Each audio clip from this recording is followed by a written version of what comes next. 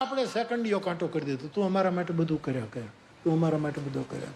અમારા ભગવાન કેવું બધું કરવું, પણ એક તું કરે એક હું કરું. પાંડુરંગ દાદા કહેતા અડધું અડધું વેચી લઈ, હું બધું કરું પણ એક તું કરે એક હું કરું.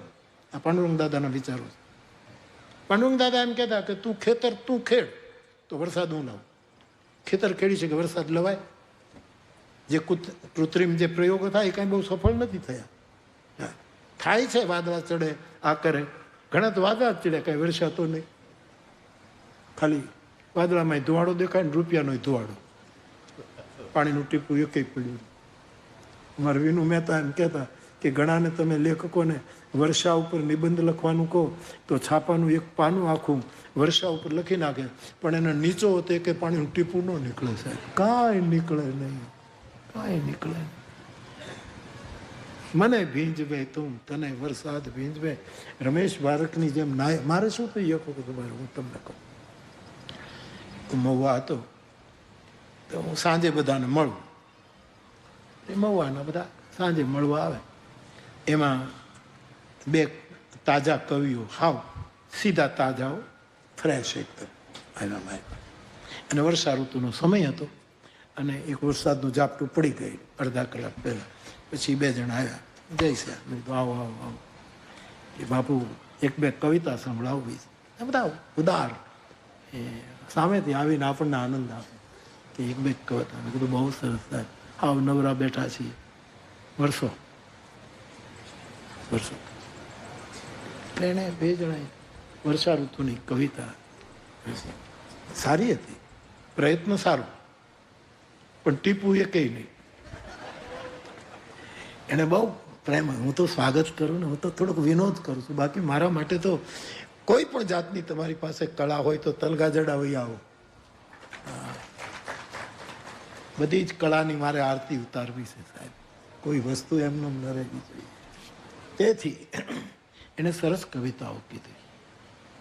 પછી પાછું એમને ચા પાણી પીને બધું બંધ કર્યું હોત તો સારું હતું, પણ પછી તો પાછું એના ઉપર બહુ બોલ્યા. હા, વર્ષાને અમે આમ બોલ્યું. પછી તો મેં કીધું બહુ સરસ, બહુ આનંદ થયો, આવતા રહેજો અને વરસતા રહેજો. આવે એટલે વરસે જ ને, વરસતા રહેજો, માવઠાની જેમ આવતા રહેજો. પછી એક ભાઈ બેઠા હતા, એણે મને પૂછ્યું કે તમે બાપુ કેમ આમ હસીને બધું કેમ? તો કે મારે એને કહેવું, એમાં થયેલું અડધા કલાક પહેલાં વરસાદ આવ્યો ને ત્યારે મારો એક સ્વભાવ હતો કે વરસાદ પડે એટલે હું નાહી લઉં કપડાં સહિત, કારણ કે કૃપા ઉતરે. એટલે જો અનુકૂળ હોય તો હું નાહી લઉં.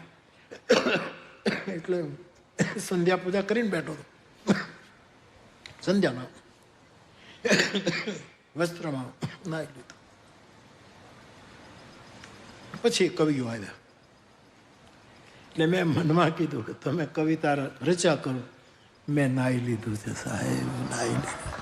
ઠાકુર રામકૃષ્ણ પરમહંસ પોતાના શિષ્યોને કહે છે કે આંબો કઈ જાતનો, કઈ મોસમમાં પાકે, કયા પ્રકારની કેરી આવે, એ તમે એનો ઇતિહાસ ગોત્યા કરો. મેં 2-3 કેરીઓ ખાઈ લીધી છે, એવું ઠાકુર પરમહંસ બોલે છે. તો મારો કહેવાનો અર્થ એ છે કે આપણે શું કર્યું કે ભગવાનને સેકન્ડીઓ કાંટો કર્યો. તું બધું કર, તું કર. દાદા કહે, પાંડુરંગ દાદા કહે, એક તું કર એક હું કરું. ખેતર તું ખેડ. ચૈત્ર વૈશાખમાં ખેતર ખેડા તૈયાર કરી એટલે વાદળો પરમાત્મા પોતાનું કામ કરે, આવીને ઊભો રહી જાય. ગાવું છે, ગાવ હાલો.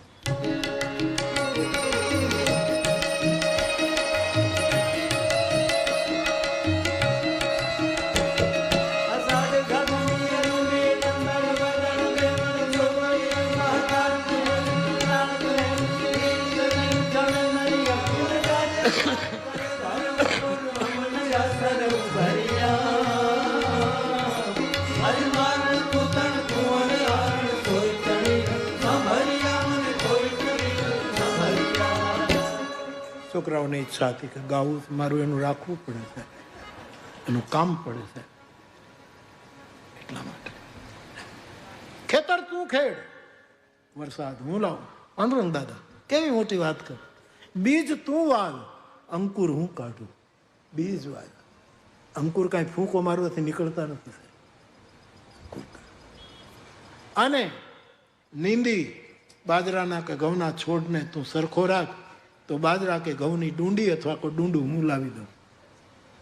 આપણે છોડવાને જતન કરી શકીએ, પણ બાજરો તો એક દાણાના હજારો દાણા, એ તો મારો ઈશ્વર જ કરી છે.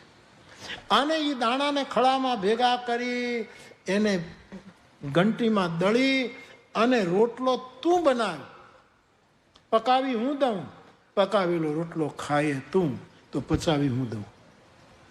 અહમ વૈશ્વાનરો ભૂત્વા પ્રાણીના દેહમાશ્રિત પચામી અન્નમ, હું આટલી રીતે તરું પચાવી. આ પાંડુરંગ દાદા કે પણ પચાવી હું દઉં.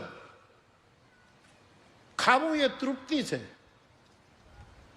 ખાધેલું નસનસમાં ઉતરી જાય અને પછી મેલ રૂપે બધું નીકળી જાય, એનું નામ નિવૃત્તિ છે.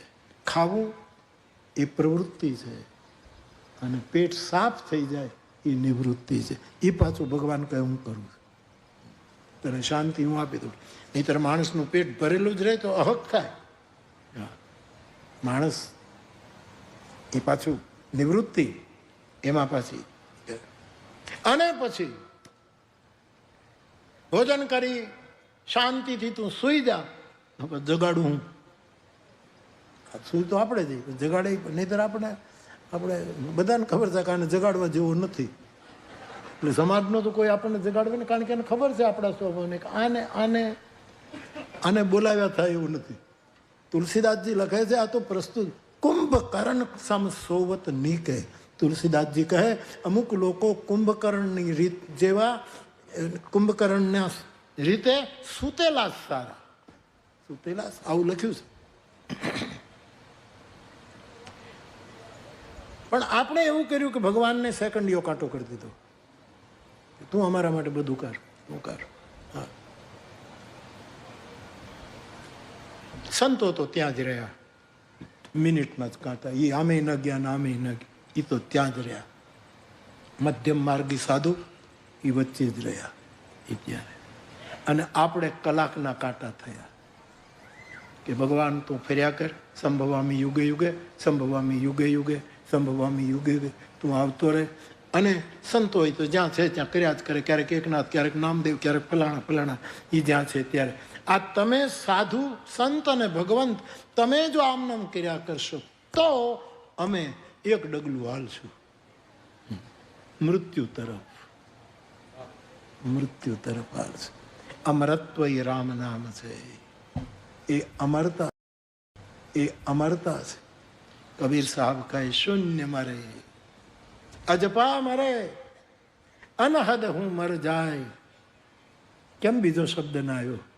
રામ સ્નેહી ના મરે, કહ કબીર સમજાય. રામ સ્નેહી ના મરે. તો સાહેબ બહુ જ મોટો રામ નામનો મહિમા ગાયો. ભગવાન શંકર મહામંત્ર માનીને જપે છે. ગણપતિ રામ નામ લખીને પરિક્રમા કરી વિશ્વમાં પ્રથમ પૂજ્ય બની ગયા રામ નામને કારણે.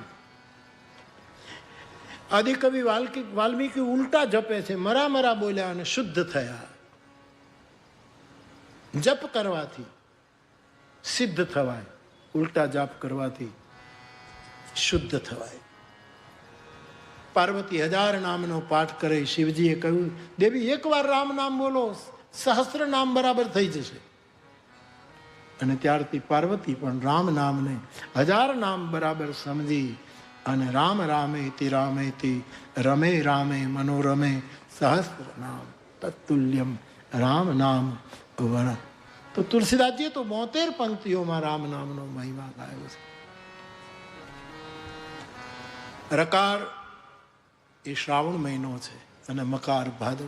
શું તુલસીદાસજી તત્વજ્ઞાન લાગે. સાવન ભાદોમાં શ્રાવણમાં શિવની ઉપાસના થાય, ભાદરમાં પિતૃઓની ઉપાસના થાય. તમારે શિવને સાધવું હોય તોય રામ લો, પિતૃઓનું સાચું તર્પણ કરવું હોય તોય રામ. એ બંને સાવન ભાદો માસ રામ નામની આ શક્તિ તુલસીદાસજી બતાવી.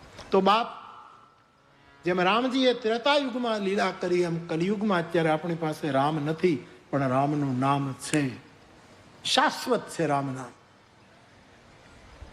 જે કામ ત્રેતાયુગમાં ભગવાન રામે કર્યું એ આજ એનું નામ આપણા જીવનમાં કરી રહ્યું છે. એવા નામનો મહિમા તુલસી કહે હું ક્યાં સુધી ગાઉં? કહો કહા લગી નામ બડાઈ, રામ ન સકી નામ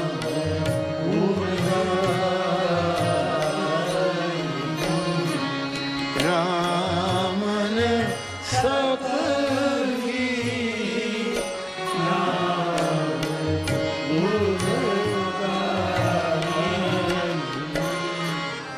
રામના નામનો મહિમા ગોસ્વામીજી કહે ક્યાં સુધી ગાઉં? સ્વયં રામ પણ પોતાના નામનો મહિમા નથી કહી શકતા.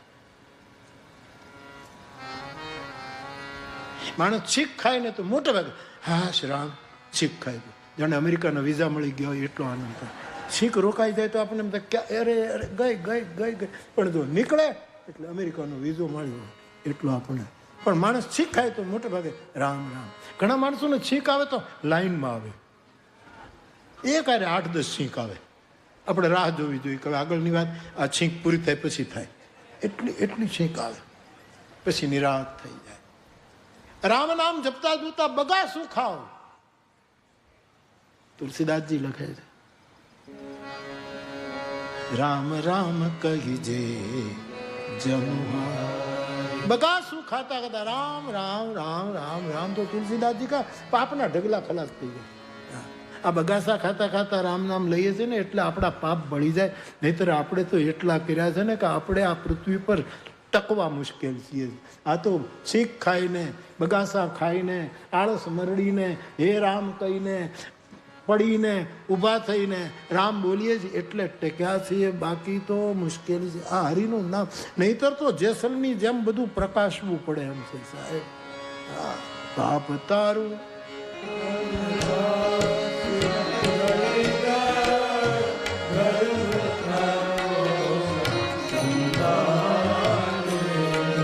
તારી વેડલીને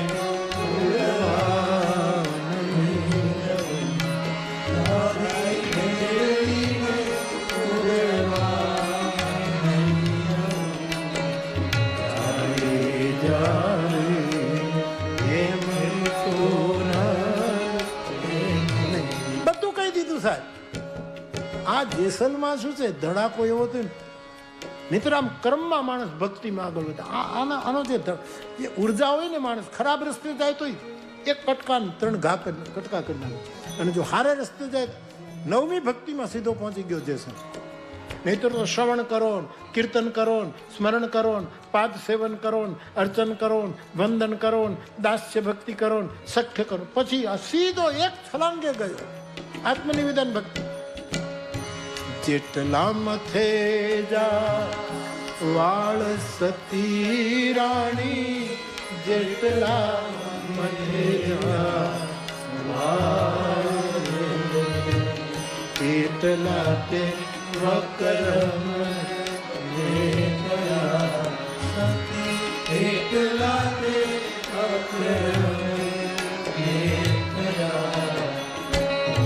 તોરા દે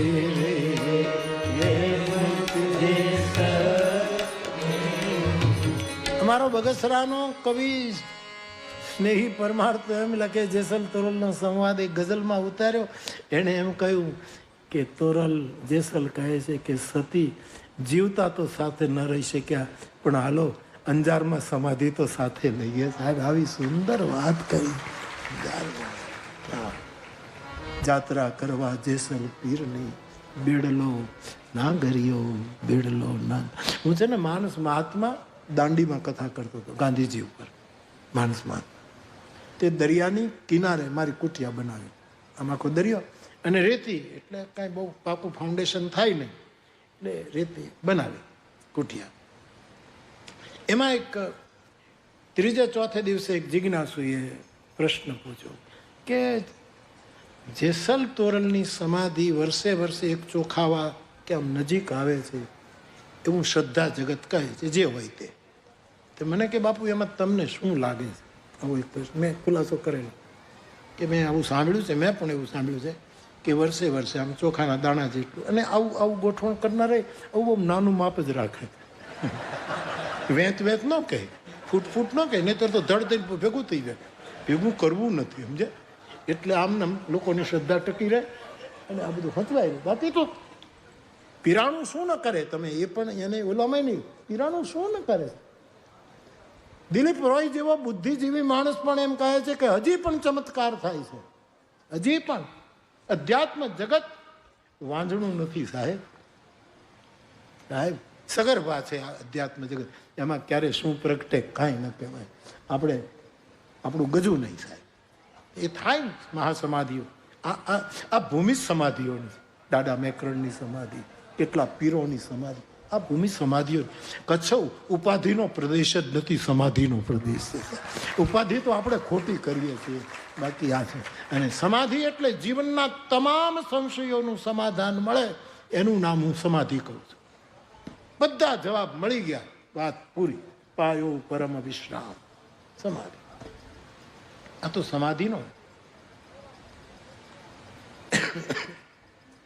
એક ભાઈએ પ્રશ્ન પૂછ્યો, જેસલ તોરલની સમાધિ એક ચોખાવા નજીક આવે.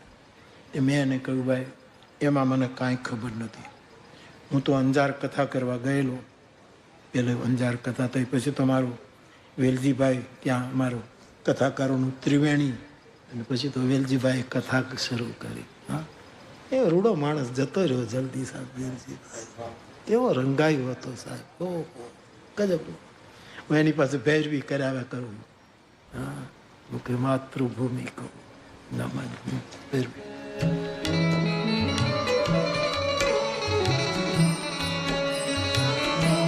મીઠડો અથવા જો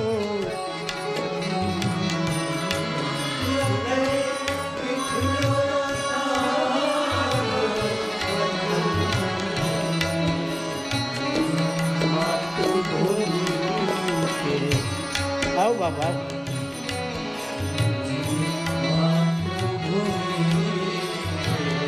વેલજીભાઈના દીકરા ગાય છે, એમની પાસે ગવડાવી વિનય કરી, આવ બાપ સ્વાગત છે.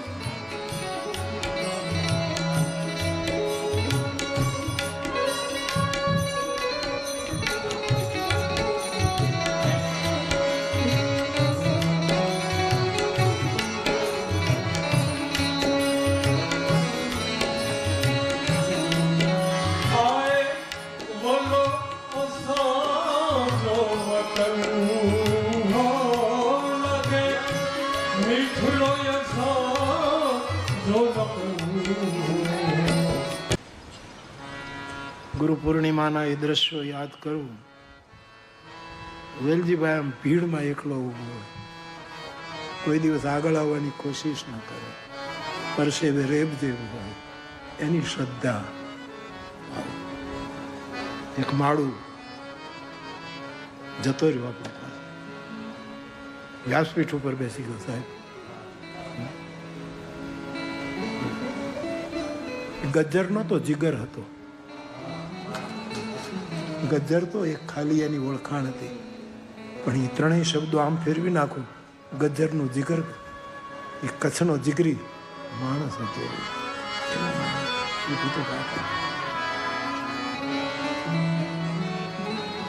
સમાધિઓનો આદેશ પ્રદેશ છે. તો મને પૂછ્યું કે અંજારમાં, કચ્છમાં અંધાર રૂડા શહેર છે. અંજાર રૂડા શહેર છે કચ્છમાં. જાત્રા દાંડીની કથામાં મને માં સાક્ષી છે માડી. કે સમાધિઓ એક એક ચોખાવા નજીક આવે છે, એમાં તમારું શું? મેં કીધું ભાઈ જો હું અહીંયા અંજાર જાઉં છું સમાધિના દર્શન કરું, મને શ્રદ્ધા છે કે એક માણસ પીર થઈ ગયો, પોતાના જીવનમાં કેટલી મોટી ક્રાંતિ થઈ. પણ એ અંજારમાં સમાધિઓ નજીક આવે છે કે કેમ એ મને ખબર નથી, મારે એમાં પડવું નથી, જે હોય તે. પણ ઓલું દરિયાને કિનારે જે મારી કુટિયા બનાવીને ને, એ રેતીમાં રોજ ધીરે ધીરે ધસે. 3 ઇંચ પહેલે દિવસે અંદર ખૂંચી છે. મેં કીધું અંજારની મને ખબર નથી, અહીંયા પૂર્ણાહુતિ થશે એટલે હું આમાં હાવ દરિયા નજીક જવાનો છું, બાકી અંજારની મને ખબર નથી. જેટલા મથે જવા સતી રાણી એટલા વકર્મ. દેખો કર્મ અકર્મ અને વિકર્મને જેસલ કઈ રીતે પ્રસ્તુત કરે છે. એટલા વકર્મ. આખી કર્મ સંહિતા ઉપાડવી પડે ત્યારે જેસલના શબ્દો આપણે સમજી શકીએ.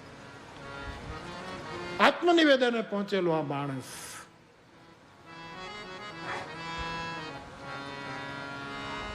તો ટૂંકમાં એ સ્મરણ થાય છે ભૂમિનું. આનંદ આવતો. અને વિનોદી પણ કેવા છે. અરે ભાઈ, પેલા યુરી ગાગારીનની વાત કરે અને પછી જે રશિયન ભાષા બોલે, હિન્દી ભાષા બોલે, પછી લાહીની ભજન મંડળીઓ પેટ્રોમેક્સમાં હવા પૂરતા જાય ને પછી અચો અચો અચો અચો અચો પછી કડી ભૂલી જાય ને પછી જે વિનોદ કરતા હતા, હા, એનો આનંદ. પાપના ઢગલા બળી જાય છે કારણ કે રામ રામ કહી જે જમુહાઈ.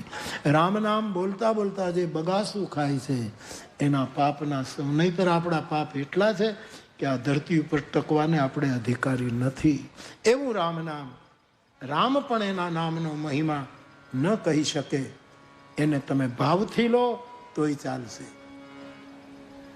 ભાવ વગર લો તો પણ ચાલશે, બેઠા બેઠા લો તો પણ ચાલશે, નૃત્ય કરતા લો તો પણ ચાલશે, પ્રમાદથી લો તો પણ ચાલશે.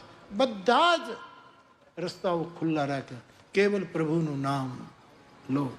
તુલસીદાસજીએ નામ મહારાજની આટલી મોટી વંદના કરી, એનો મહિમા બતાવ્યો. અને પછી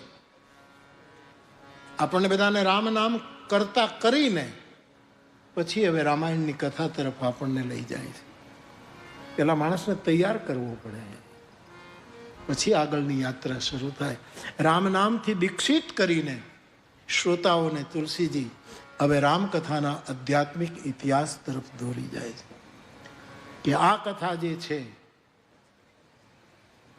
એ સૌથી પહેલા ભગવાન શિવે રચના કરી અને રચીને પોતાના હૃદયમાં રાખી કે યોગ્ય પાત્ર મળશે, યોગ્ય અવસર મળશે, દેશકાળ અને પાત્ર આ ત્રણેય બરાબર ભેગા થશે ત્યારે હૃદયમાં રહેલી રામકથા હું કહીશ. તો શિવજીએ રચના કરી અને યોગ્ય સમય પર એણે પાર્વતીને આ કથા સંભળાવી. પછી આ કથા બીજા શિખર ઉપર, કૈલાસથી કાગભૂસુંડીના શિખર ઉપર ગઈ. ભૂસુંડીને આ કથા મળી, એમણે ગરુડને આ કથા સંભળાવી. પછી ત્યાંથી એ કથા ઉપરની શિખર ઉપર રહે તો બધાને લાભ ન મળે, એટલે ધરતી ઉપર જેમ ગંગા ઉતરી એમ કથાની ગંગા ધરતી ઉપર આવી, મેદાનમાં આવી. તીર્થરાજ પ્રયાગમાં કથા આવી અને પ્રયાગમાં પરમ વિવેકી યાજ્ઞવલ્ક મહારાજે આ કથા ભરદ્વાજજીને સંભળાવી. ત્યાર પછી તુલસી કહે આ કથા મેં વરાહ ક્ષેત્રમાં, શુકર ક્ષેત્રમાં મારા ગુરુ પાસે બચપણમાં આ કથા સાંભળી. મારા ગુરુએ પ્રેમથી મને આ કથા, પણ મારું બચપણ હતું, નાદાન ઉંમર હતી, એટલે મારા મગજમાં એ કથા ઉતરી નહીં. પરંતુ કૃપાલુ ગુરુ વારંવાર એ કથા મને કહ્યા કર્યા. તદપી કહી ગુરુ બારહી બારા, વારંવાર કહ્યા કર્યું. ત્યારે મારા મનમાં કંઈક, આજે જે એક સવાલ હંમેશા બધા કરે કે ભાઈ એકની એક કથા વારંવાર શું કામ? આવો એક બૌદ્ધિક તર્ક છે અને બરાબર છે, તર્ક જગતમાં બરાબર છે કે ભાઈ આટલા મોટા માંડવા નાખવા, આટલો ખર્ચો થાય, આટલી માનવ શક્તિ, આટલી વ્યવસ્થા, આ કાંઈ જેવું તું સત્યનારાયણની કથા 1 કલાકની થોડી જા. હમણાં એક બેન મને મળવા આવ્યા. એ મને કે મારા બા છે એ તમારી કથા બહુ સાંભળતા અને અમારી ઈચ્છા છે કે એની પાછળ અમારે તમારી કથા કરાવવી, તમારી ભાગવત કથા કરાવવી. તો મેં કીધું કે બેન હું ભાગવત હું તો રામકથા જ ગાઉં છું. તો કહા એ તો મને ખબર છે, એ તો મને ખબર. તો પછી તું પૂછે શું કામ? હા, તો મને કહે કે તો કંઈ વાંધો નહીં, રામાયણ કરજો. કે મારી બાજુમાં એક ભાઈ ઉભા હતા, એને કીધું કે મોરારી બાપુની કથા કરાવવી સહેલી છે? એ ખાલી રાંદલમાં તેડવા છે? એ ખાલી સત્યનારાયણની કથા કરવી છે? પછી શું કે એ મને ખબર છે, બધામાં એ મને ખબર છે. હું એને જોઈ રહ્યો કે મારી આને ખબર નથી કે મારી કથા કેમ થાય. હવે સ્વાભાવિક વ્યવસ્થા તો કરવી પડે. કેમ અમારે મુંબઈવાળા વિનુભાઈ હતા, એ તો એમ જ કહે કે મોરારી બાપુની કથા કરાવાય નહીં, ખાલી સંભળાય. જ્યાં હોય ત્યાં બેસી જવાનું, સાંભળી હરિહર કરીને ઘરે હોઈ જવાનું, બાકી કરાવાય નહીં એવું કહેતો ને. વાત સાચી છે, બહુ જ કઠિન. આ તો પૂર્ણ ભાગ જાગ્યા, જે કુટુંબના ભાગ્ય જાગ્યા હોય એ નિમિત્ત બને છે. બાકી આ થાય થોડું કઠિન છે. તમે કલ્પના તો કરો, મુશ્કેલી છે સાહેબ. એ બધામાં કીધું, એ મને ખબર. તમે ભાગવત નથી કરતા એ ખબર, તો રામાયણ કરો. કીધું કથા કેમ થાય? તો કે એ મને ખબર છે. કેટલો ખર્ચ થાય? તો એ મને ખબર છે. કેટલી મોડી મળે તો એ મને ખબર. બધી એને ખબર છે. એને હું કરવું છું એની મને ખબર ન પડે. આપણા સાહિત્યકારો કહે ને કે એક ભાઈ હતા, એ ગામનો આમ પેલો માણસ, જરાક તોફાની સ્વભાવનો. તો એક શેઠની દુકાન હતી. એટલે આને તંગીને લીધે ઘોડું વેચી નાખેલું. સમજ્યા? ઘોડું તો એને હતું, પણ તંગીને લીધે વેચી નાખ્યું. શેઠ પાછું ઉઘરાણીએ જાય તો ઘોડું રાખે છે. એટલે આને ઘોડા ઉપર બેસવાની ટેવ હતી. એટલે વેપારીને ત્યાં ગયા, એ શેઠ કાકા ઘોડી આપો ને. એ શેઠ સમજતો હતો કે આને ઘોડી આપવું ને એને. કંઈક મારે તો બહારગામ જવાનું છે, વેવાઈને